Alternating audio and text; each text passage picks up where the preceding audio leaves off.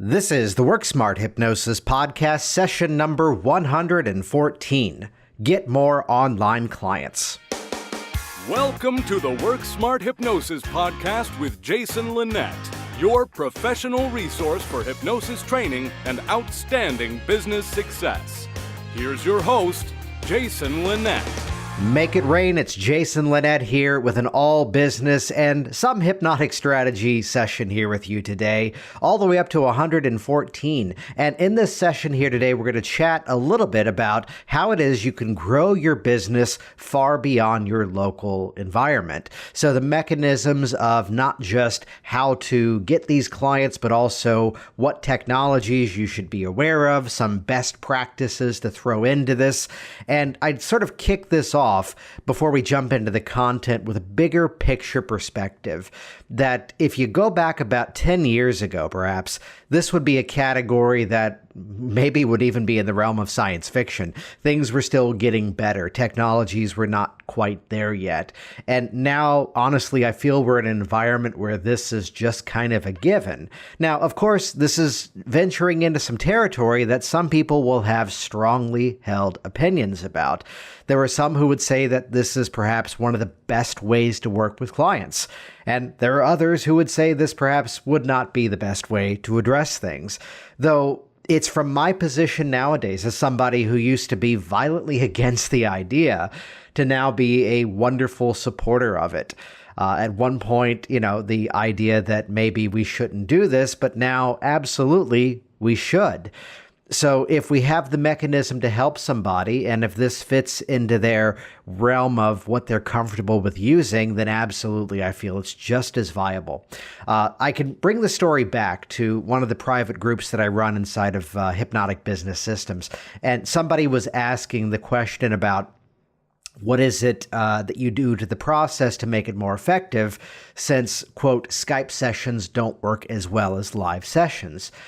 And I had to take that moment and address it just from the question that, well, who says they are? What is that lost performative in that statement? Who is it that says that this technique is not as effective? It kind of goes back to the statement around hypnotic audio programs. And yes, we're a community, and even at one point in my history, I may have been guilty of saying that the recorded session is not as effective. Though again, from the perspectives that I really want you to make use of, instead, ask the question, how do I make that work even better? So consider the fact that your client is in the comfort of their own home, in the comfort of their own office, in the environments where they're going to be making the change. And don't you start to see some of the openings that we can start to insert hypnotic suggestion, that we can start to make use of hypnotic interventions to make the changes in the environments while they're already in the environments. So before we jump into the content, I'd encourage you to head over to hypnoticbusinesssystems.com. This is the entire digital access to my hypnosis business training library. The mechanisms of not just what to do, but also how to do it. Done for you marketing campaigns that are all ready to go and ready to start helping you to profit in your own hypnotic business. Check that out at hypnoticbusinesssystems.com. And with that, let's jump right in. This is session number 114. Get more online clients. And away we go. Here we go. It's going to be a short and sweet session this week as the mechanisms, the strategies, as well as some of the business tips are actually extremely straightforward. And in fact, I'm going to save one of the best pieces of business advice I can share with you to get more online clients toward the end of the session. So stick through towards the end. Before we jump into everything, though, let's talk a little bit about platforms. What are the technologies? What are the softwares that you're going to be making use of? In terms of the different software that's out there, really, I'm going to play my usual strategy by only talking about the ones that I can comfortably endorse. Yes, there are many other platforms that are out there, though without having vetted them myself, I'm only going to talk about the ones that I have personally made use of. Starting off with the king, let's talk about Skype. I am on Skype nearly every day of my life, whether it's doing video chat with my kids and my parents, whether I'm doing my private consulting, whether I'm working with clients in the format of what we're talking about here today. And simply put, here are some tips and tricks that I've found to be helpful in terms of working through Skype. Skype, of course, is a free platform, although I have found that by paying for the monthly subscription to Skype, which is so ridiculously low that I don't remember exactly what it is, it actually did help to boost my bandwidth, get a better quality connection, and add on some greater features inside of it too. Skype, of course, is compatible with your smartphone, with your tablet device, with your laptop, with your desktop, whether you're using an Apple computer, a Windows computer. Even if you don't know what Linux is, I'm pretty sure it works on Linux. It's one of those go-to softwares that I found just consistently works. The metaphor that I've found, now this may be slightly out of date, though anecdotally I still find this to be the case. Skype is a straw, and only so much fits through the bandwidth of Skype in that connection. So the more software you have running on your computer, the more it's going to bog down that network. So it's where traditionally, if I had to walk you through how I'm working with a client in a remote fashion, it begins with both of us on that screen share. They can see me, I can see them, though I tell them in advance, the moment we begin the session, I actually turn off my video feed. Of course, I keep the audio feed running, but I turn off that video feed because just, again, this may only be anecdotal, the sound quality I have found tends to increase when I'm not bogging down the connection trying to send video as well. This also really helped to eradicate the issue of dropped calls in my experience. It's helpful for me to see them. I can do the session if I can't see them, though my preference is that I can see them. Their video feed is still running. But again, once the actual close your eyes, let's begin the process begins, that's when I turn my video feed off. And again, this may only be anecdotal at this point, but I've typically found I get less dropped calls and a higher quality audio connection. Now, of course, Skype is not the only game in town. So you may have inferred by what I've mentioned so far, you're going to want some sort of device that can project audio and video. And in most cases, this is where I'm just using my laptop. Now, I found I get a better quality audio connection if I am plugging in some sort of external microphone, and the Blue Yeti microphone is my go-to. It is the microphone that I am using right now. It's the one that I use to record my podcast. It plugs in via USB to my laptop, and it works amazingly well. And we'll put a link to check that out on Amazon over at worksmarthypnosis.com. It's not absolutely necessary, not absolutely critical, though again, I found the audio quality is exponentially better when I plug in that external microphone. Again, the laptop, the computer itself, Windows, Mac, it really doesn't matter in my experience. In fact, as I do a lot of my process here, my two desktop computers, I've got a desktop at home, I've got a desktop here at the office, both of those are running Windows. And then nowadays, I actually have two laptops. I've got a MacBook Pro, which is what I'm currently using right now. And then my sort of travel computer I picked up off of eBay recently, one of the 11-inch MacBook Airs. And honestly, I can transition from one device to another, one platform, one software to another, and you would never know the difference. It really doesn't matter anymore. Let's move on from that. So Skype tends to be the go-to for that mechanism. Other options that are out there, in a pinch, I've actually used FaceTime, which FaceTime is the video chat platform from Apple. Again, it works on their computers, it works on the smartphone, it works on the tablet devices as well. I don't tend to prefer this one as much just because it's just a little clunky. I'm not able to project as good of a quality audio, it seems.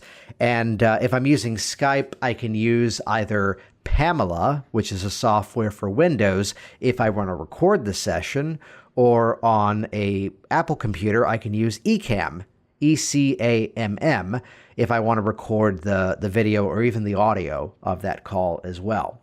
If I'm using, I'm sure there's software out there, but if I'm using either my iPhone or my tablet device, I just don't feel like getting the right frame of mind. I know it's a little simple, clunky thing, but my preference is to not use FaceTime, though in a pinch, FaceTime will absolutely work.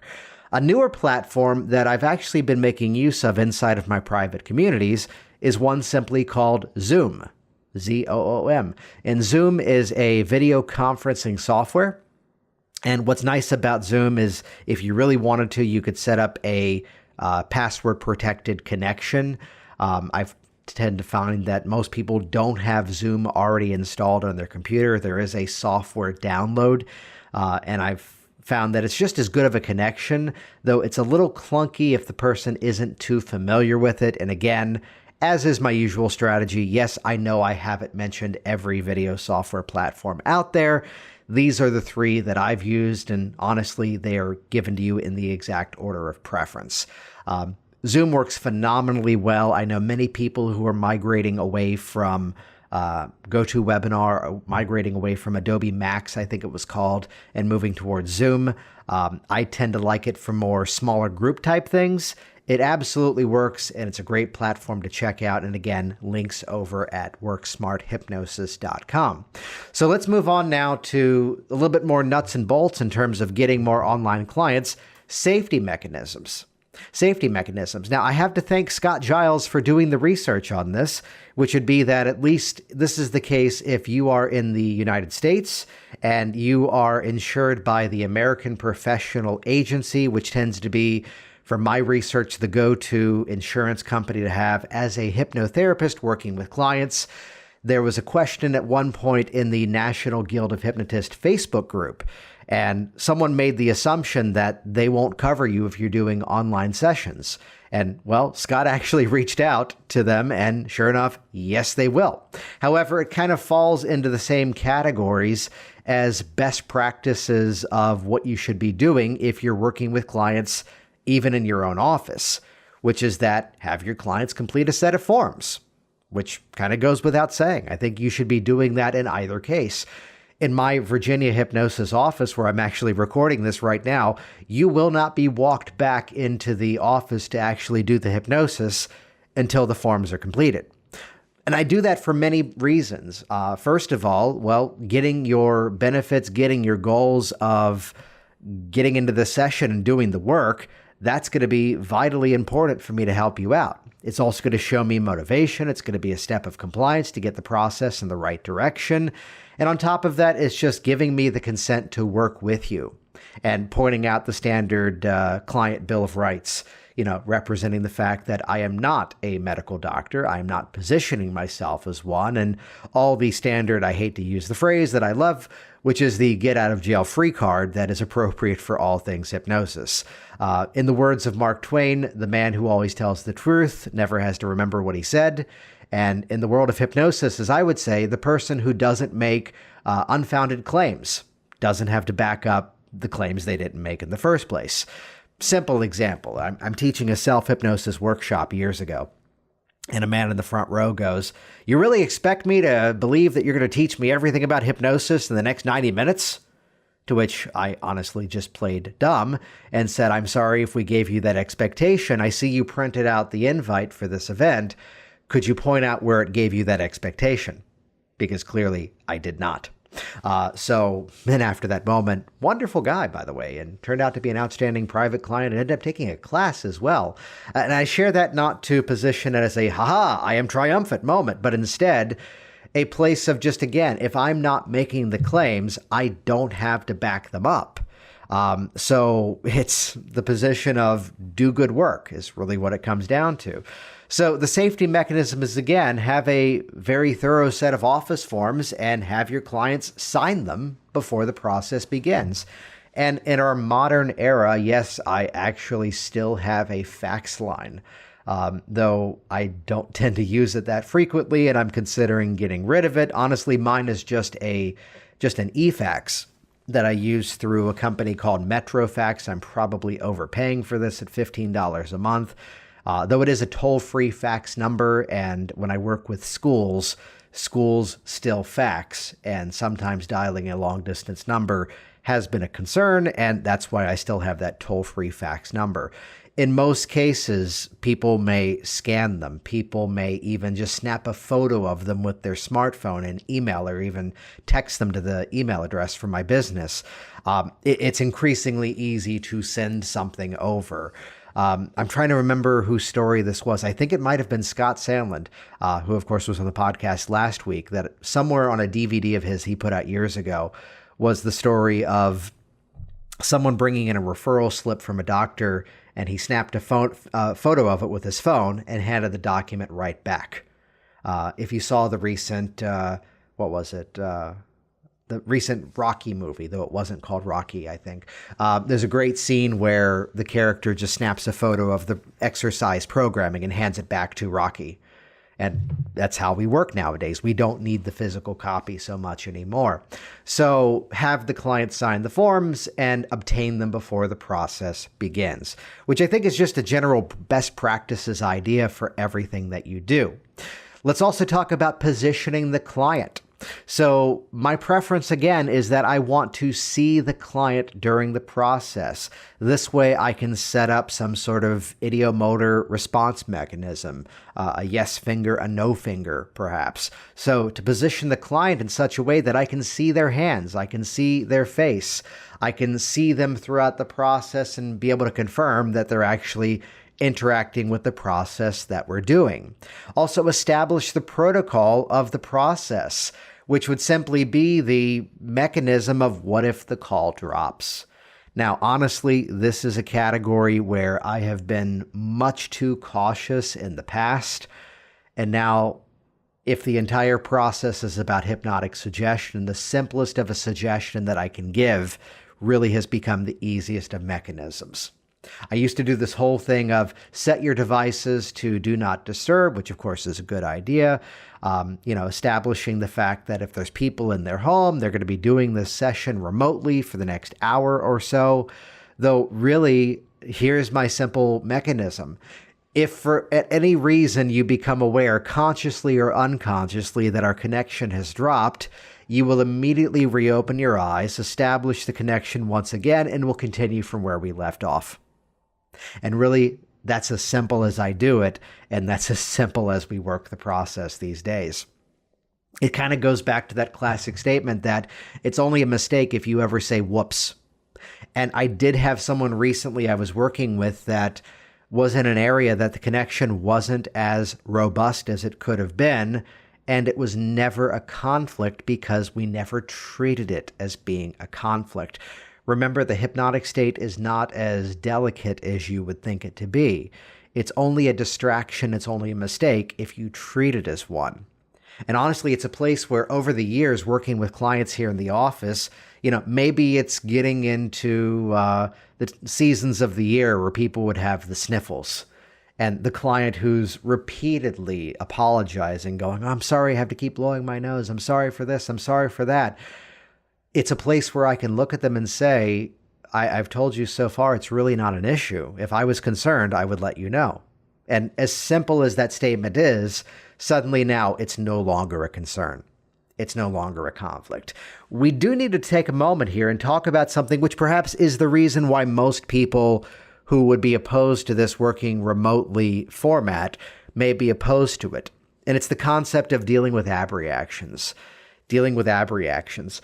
Which would be a noticeable emotional reaction to something inside of the process of hypnosis, either a revivified experience or the experience of just something in the process triggers some emotional reaction.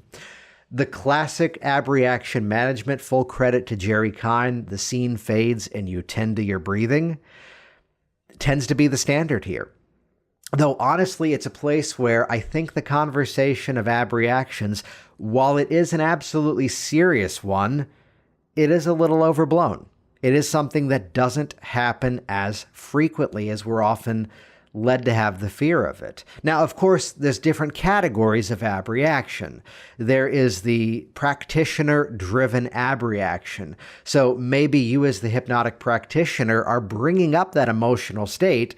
maybe perhaps of some sort of affect bridge to ride it in some form of regression process. Maybe you're looking to toggle it up and down the same way that some of the hypnotists who would work with chronic pain would bring the level of discomfort up to then immediately bring it right back down to prove a center of control involving that, to even just simply fractionate it and break down the structure of how real that feeling would be. Though it's a place where, again, if you have the concern of that, you could do the standard establish a safe place and bring them to that safe place wherever appropriate. Though, again, it's a serious conversation, though it's one that, as I really interact with hypnotic professionals, it's not as frequent as an experience as would often be. Still a very serious thing, though, again, the classic scene fades and you tend to your breathing, or by establishing a center of control and toggling it up, toggling it down, tends to be the effective thing from my school of thought too. So now that we have the platforms, the softwares, the technologies, the safety mechanisms in place, let's get to the good stuff, the business side. First of all, pricing. Pricing. I've heard some people who actually price their remote sessions less than they do their live sessions. And if that strategy works for you, by all means, keep it up. Though honestly, my sessions are priced the same no matter whether you're in the room with me or whether you're at home. Whether I'm here in my office or I'm working with you remotely from my own home. Why? Because my time is my time. So my service is my service. So my sessions do not carry any different pricing structure, whether you're here with me in the room physically breathing the same air or whether you're somewhere else. And I really encourage you to think the same way. Otherwise, you may be surprised to find out that as much as I have clients who are around the world, on other coasts, in other countries, in other time zones, I have some people that, again, I tend to be very, very strict about my hours. I'm in the office Tuesday through Friday, and I'm here in the office from about 10 in the morning till about 5:30 in the afternoon.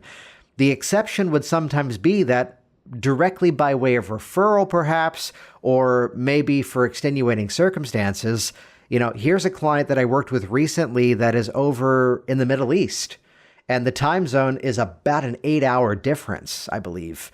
This is the benefit of, on my smartphone, I have the world clock set up and I can be able to look in there.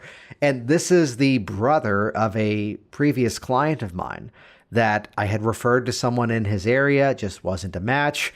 And finally it was he really wants to work with you. And I'm making it work with this individual. I'm a morning person, and the time zones work out that when it's about 5 in the morning, my time, when I'm getting up, it's about maybe 2 in the afternoon, his time. And then my kids usually are waking up around 7:30, 7:45. So we've occasionally done a session at 6 a.m. my time and whatever that is in his time, early afternoon. So I made the time work. So again, many of them are long distance, though surprisingly not all of them are. The Northern Virginia, Washington, D.C. area is known for having hideous traffic. And I have some clients, more of an ongoing basis, that perhaps are as close as Arlington, Virginia. Now, on a map, that's 10 miles away. On 395, that's an hour away, especially if it's like 4 o'clock in the afternoon. So, I even have local clients that I work with remotely. Now, if I had to give you a preference inside of this, I would prefer to have the first session live and in person. So I'm in the Alexandria, Virginia area. Sometimes the phone rings and it's someone maybe from Virginia Beach, which is 4 hours away. Maybe they're from Richmond, which is 2 hours away. Maybe they're in Baltimore, which is an hour away. York, Pennsylvania, which is maybe 2.5 hours away. Or even New York, which is upwards of 4 or 5 hours away. Chicago, which is, you got to fly it. So I would prefer the first session be live, though again, I don't ever position this as a deal breaker. This next statement is kind of a bigger picture perspective of all things hypnosis, which is that if you give a reason why it's not going to work, it's not going to work. Nocebo is just as real as a phenomenon as placebo. So it's so easy for someone to play the game of, oh, I couldn't play the audio program you sent me, and that's why I smoked. Oh, I couldn't do this, and this was a difficulty. So again, it becomes this challenge that if you position the reason why it's not going to work, that's going to be the case. So it's where a little bit of careful language is going to be the ideal suggestion framework. So, many people find a lot of great value in doing the session live and in person the first time, though if you'd feel more comfortable working from your own home or office, that's just as good. So very clearly, I'm stacking the first one as being the preference, though I'm not going to let it fall prey to the game of, because you're not here in the room with me, damn it, it's not going to work. No, not at all. So again, platforms, safety, pricing, preference. Let's jump into making that phone ring, getting the emails coming in. How do you get these clients? The number one strategy I can share with you, I'm actually going to wait till the end for the number one strategy. But the number two strategy, if I had to give you one, is just simply referrals from past clients. You've probably had this experience if you've already been working in hypnosis for quite some time. Hey, this is going wonderfully well, and my sister in Colorado is looking for a hypnotist. Who would you recommend? And it's where, again, I'm going to give an either or, but stack the deck in the favor of one strategy, which would simply be, well, I know several people out in Colorado who are outstanding. However, I do work with clients all around the world, and we can be just as effective, if not more, working in a remote fashion, either via Skype or some other sort of video conferencing software. And to simply say that now, that business is mine. And I'm not opposed to referring out. Again, I've got past students out in Colorado I can refer to. I've got other hypnotists that I know who have even been on this program that I can refer to. I am not opposed to sending that business out, though again, go back and listen to the session last week about with Scott Sandlin, where we talked about expectation and the ritual of the process. If they're coming in by way of referral that my sister Susan was so effective with you, how much more effective can we be to be the same person working with that family member as well?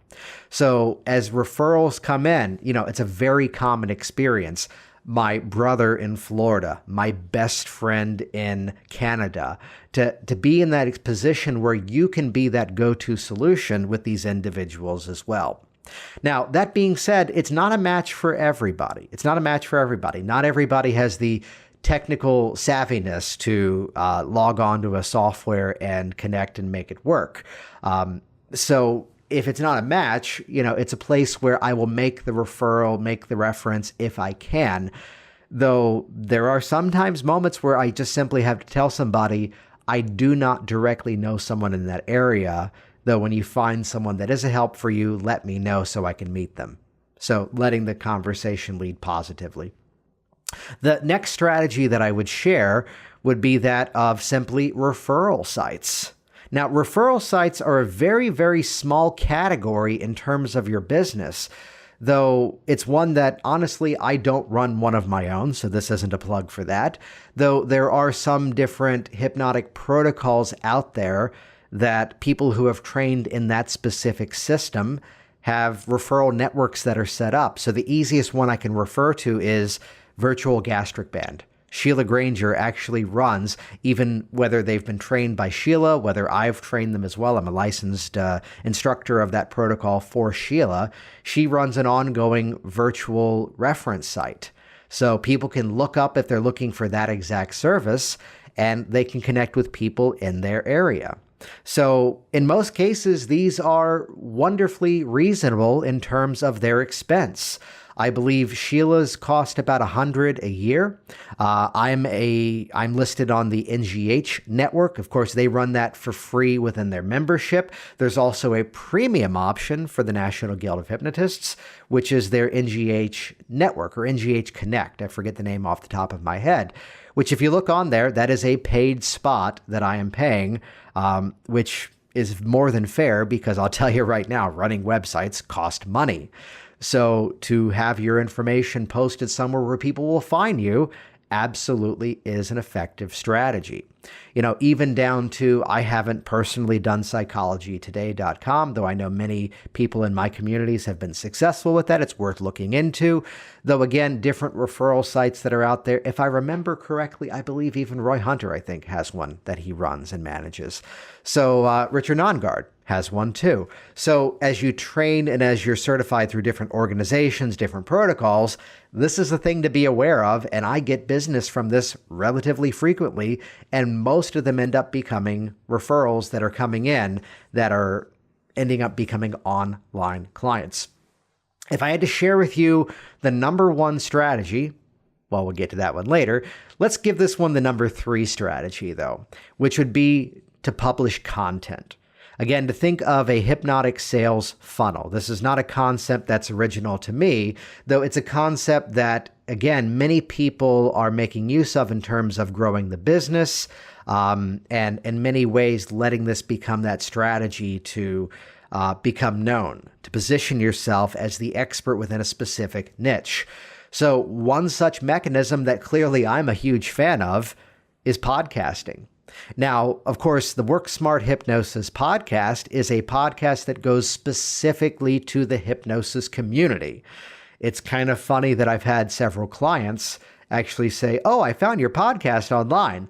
I don't think I was the audience for it." And clearly they're not. They're welcome to listen to it. There's no secrets being revealed inside of this. Everything's wide open and easily learned in the hypnotic profession. Though, again, the positioning of having a podcast is one that positions you as the expert within a niche. So several of my students inside of Hypnotic Business Systems, we have a whole business module all about how to launch your podcast, how to organize your content, how to get it out there, how to get guests on there as well.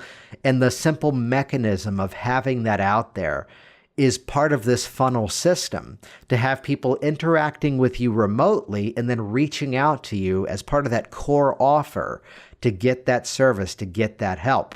So it's where I can honestly tell you inside of my business mechanisms, there are certain things that I don't spend a lot of time marketing, but I spend a lot of time doing. And the podcast is part of the reason why that has come to be. So whether it's private consulting, whether it's being hired to run the marketing for various hypnosis trainings and different conventions, this is honestly not a service that I have outwardly promoted, though because of this program, because of the ongoing content that I publish and the work that I do, it positions me as the person who knows how to do that. And I do that in these groups who hire me get results by doing that. Similar to that, you can also be, if you don't want to launch your own program, consider the mechanism of doing a guest appearance. So there's various services that are out there to track down health and wellness related podcast, coaching podcast. This kind of goes into the same category, change out the word podcast for another platform, whether it's blogging, whether it's guest blogging, whether it's publishing an article on a website online or a news platform somewhere else. That the moment you put the information out there, it has a life onto its own, just to simply get into the media of some sorts and position your services in a way that you can provide that service, whether they're there in the room live or not. So with that, let's actually jump into my very favorite mechanism to get more online clients. As I've done private consulting, as I've done managing the private group that's inside of hypnoticbusinesssystems.com, the number one strategy may surprise you how devilishly simple it actually is. Simply put it on your website. There you go. It really is as simple as that. To simply put the mechanism out there, to simply put the offer out there, sessions available live in my office or remotely via Skype. Tends to be the given language. And as simple as that statement becomes, now it has a life onto its own.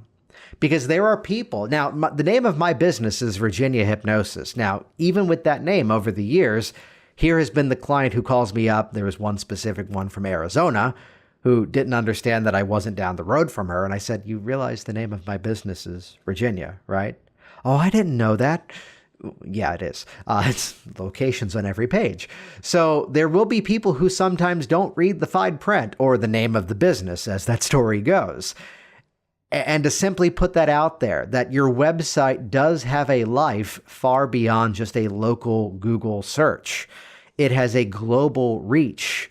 And to simply put that on your website, whether it's big and bold, whether it's a specific drop-down menu, whether it's, inside of the business communities that I run, I talk about the ultimate navigation bar. And if you want to see a good example of this, go over to virginiahypnosis.com.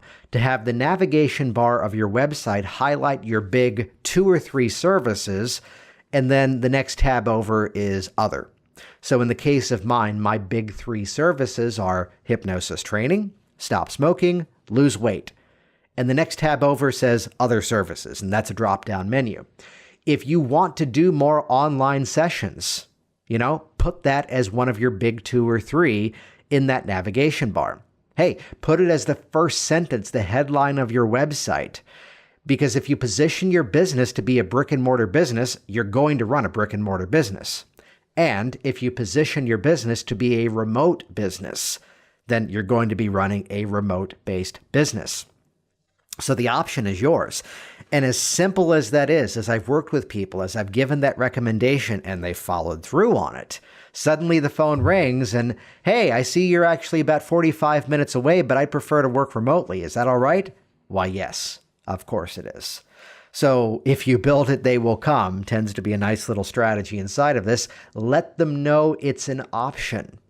The same way that the real estate industry is a big fan of the little quote, "I'm never too busy for your referrals," which is silly, but it works because people now know you're open for referrals.